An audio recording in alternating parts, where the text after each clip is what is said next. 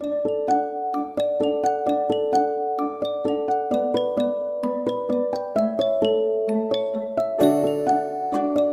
தி Lord. நாள் 204, ஜூலை 23ஆம் தேதிக்கான வேத பகுதி. பிரசங்கி 7ஆம் அதிகாரம் முதல் 9ஆம் அதிகாரம் வரை. அதிகாரம் 7. பரிமள தைலத்தை பார்க்கிலும் நற்கீர்த்தியும், ஒருவனுடைய ஜனன நாளை பார்க்கிலும் மரண நாளும் நல்லது.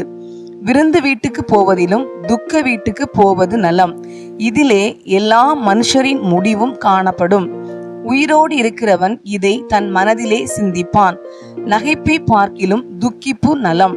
முக துக்கத்தினாலே இருதயம் சீர்படும். ஞானிகளின் இருதயம் துக்க வீட்டிலே இருக்கும், மூடரின் இருதயம் களிப்பு வீட்டிலே இருக்கும்.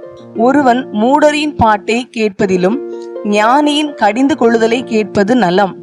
மூடனின் நகைப்பு பானையின் கீழ் எரிகிற முள்ளுகளின் படபடப்பை போல் இருக்கும், இதுவும் மாயே.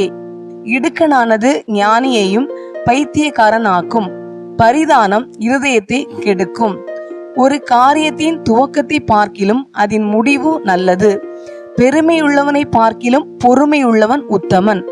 உன் மனதில் சீக்கிரமாய் கோபம் கொள்ளாதே, மூடரின் நெஞ்சிலே கோபம் குடிகொள்ளும். இந்நாட்களை பார்க்கிலும் முன் நாட்கள் நலமாயிருந்தது என்று சொல்லாதே. நீ இதை குறித்து கேட்பது ஞானம் அல்ல. சுதந்திரத்தோடே ஞானம் நல்லது. சூரியனை காண்கிறவர்களுக்கு இதனாலே பிரயோஜனம் உண்டு. ஞானம் கேடகம், திரவியமும் கேடகம். ஞானம் தன்னை உடையவர்களுக்கு ஜீவனை தரும். இதுவே அறிவின் மேன்மை. தேவனுடைய செயலை கவனித்து பார். அவர் கோணலாக்கினதை நேர்மையாக்கத்தக்கவன் யார்? வாழ்வு காலத்தில் நன்மையை அனுபவித்திரு, தாழ்வு காலத்தில் சிந்தனை செய். மனுஷன் தனக்கு பின் வருவதொன்றையும் கண்டுபிடியாதபடிக்கு தேவன் இவ்விரண்டையும் ஒன்றுக்கொன்று எதிரடையாக வைத்திருக்கிறார். இவை எல்லாவற்றையும் என் மாயையின் நாட்களில் கண்டேன். தன் நீதியிலே கெட்டுப்போகிற நீதிமானும் உண்டு, தன் பாவத்திலே நீடித்திருக்கிற பாவியும் உண்டு. மிஞ்சின நீதிமானாய் இராதே, உன்னை அதிக ஞானியும் ஆக்காதே. உன்னை நீ ஏன் கெடுத்து கொள்ள வேண்டும்? மிஞ்சின துஷ்டனாயிராதே, அதிக பேதையுமாயிராதே. உன் காலத்துக்கு முன்னே நீ ஏன் சாக வேண்டும்? நீ இதை பற்றி கொள்வதும் அதை கைவிடாதிருப்பதும் நலம். தேவனுக்கு பயப்படுகிறவன் இவைகள் எல்லாவற்றினின்றும் காக்கப்படுவான். நகரத்திலுள்ள 10 அதிபதிகளை பார்க்கிலும் ஞானம் ஞானியை அதிக பலவானாக்கும். ஒரு பாவமும் செய்யாமல் நன்மையே செய்யத்தக்க நீதிமான் பூமியில் இல்லை. சொல்லப்படும் எல்லா வார்த்தைகளையும் கவனியாதே. கவனித்தால் உன் வேலைக்காரன் உன்னை நிந்திப்பதை கேள்விப்பட வேண்டியதாகும். அநேகந்தரம் நீயும் பிறரை நிந்தித்தாய் என்று உன் மனதுக்கு தெரியுமே. இவை எல்லாவற்றையும் ஞானத்தினால் சோதித்து பார்த்தேன். நான் ஞானவான் ஆவேன் என்றேன், அது எனக்கு தூரமாயிற்று. தூரமும் மகா ஆழமுமாயிருக்கிறதை கண்டடைகிறவன் யார்? ஞானத்தையும் காரண காரியத்தையும் விசாரித்து ஆராய்ந்து அறியவும், மதிகேட்டின் ஆகாமியத்தையும் புத்தி மயக்கத்தின் பைத்தியத்தையும் அறியவும் என் மனதை செலுத்தினேன்.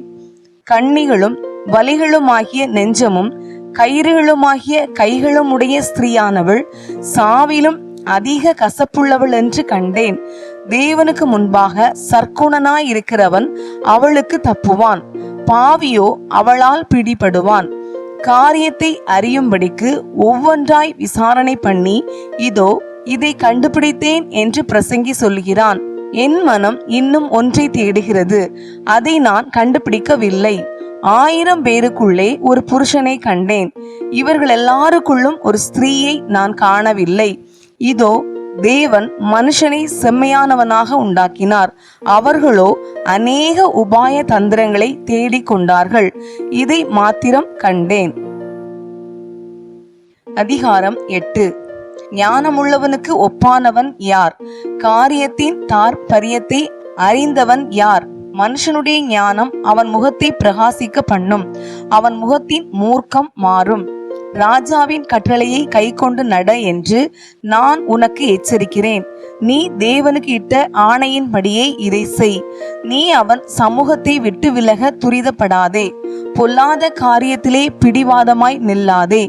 அவன் தனக்கு இஷ்டமானதெல்லாம் செய்வான். ராஜாவின் வார்த்தை எங்கேயோ அங்கே அதிகாரம் உண்டு. நீர் என்ன செய்கிறீர் என்று அவனுக்கு சொல்லத்தக்கவன் யார்? கற்பனையை கைக்கொள்கிறவன் ஒரு தீங்கையும் அறியான். ஞானியின் இருதயம் காலத்தையும் நியாயத்தையும் அறியும். எல்லா காரியத்துக்கும் காலமும் நியாயமும் உண்டு. ஆதலால் மனுஷனுக்கு நேரிடும் சஞ்சலம் மிகுதி. இன்னது சம்பவிக்கும் என்று அவன் அறியானே. அது இன்ன விதமாய் சம்பவிக்கும் என்று அவனுக்கு சொல்லத்தக்கவன் யார்? ஆவியை விடாதிருக்கிறதற்கு ஆவியின் மேல் ஒரு மனுஷனுக்கும் அதிகாரம் இல்லை. மரண நாளின் மேலும் அவனுக்கு அதிகாரம் இல்லை. அந்த போருக்கு நீங்கி போவதும் இல்லை. துன்மார்க்கரை துன்மார்க்கம் விடுவிக்கவும் மாட்டாது. இவை எல்லாவற்றையும் நான் பார்த்து சூரியனுக்கு கீழே செய்யப்படும் எல்லா கிரியைகளையும் சிந்தித்தேன். ஒரு மனுஷன் தனக்கே கேடுண்டாக வேறொரு மனுஷனை ஆளுகிற காலமும் உண்டு. பரிசுத்த ஸ்தலத்துக்கு போக்குவரவு செய்த துன்மார்க்கர் அடக்கம் பண்ணப்பட்டதை கண்டேன். அவர்கள் அப்படி செய்து வந்த பட்டணத்திலேயே மறக்கப்பட்டு போனார்கள். இதுவும் மாயே. துர்க்கிரியைக்கு தக்க தண்டனை சீக்கிரமாய் நடவாதபடியால் மனுபுத்திரரின் இருதயம் பொல்லாப்பை செய்ய அவர்களுக்குள்ளே துணிகரம் கொண்டிருக்கிறது. பாவி 100 தரம் பொல்லாப்பை செய்து நீடித்து வாழ்ந்தாலும் என்ன? தேவனுக்கு அஞ்சி அவருக்கு முன்பாக பயந்திருப்பவர்களே நன்றாயிருப்பார்கள் என்று அறிந்திருக்கிறேன். துன்மார்க்கனோ நன்றாயிருப்பதில்லை. அவன் தேவனுக்கு முன்பாக பயப்படாதிருக்கிறபடியால் நிழலை போலிருக்கிற அவனுடைய வாழ்நாள் நீடித்திருப்பதும் இல்லை. பூமியின் மேல் நடக்கிற வேறொரு மாயையான காரியமும் உண்டு.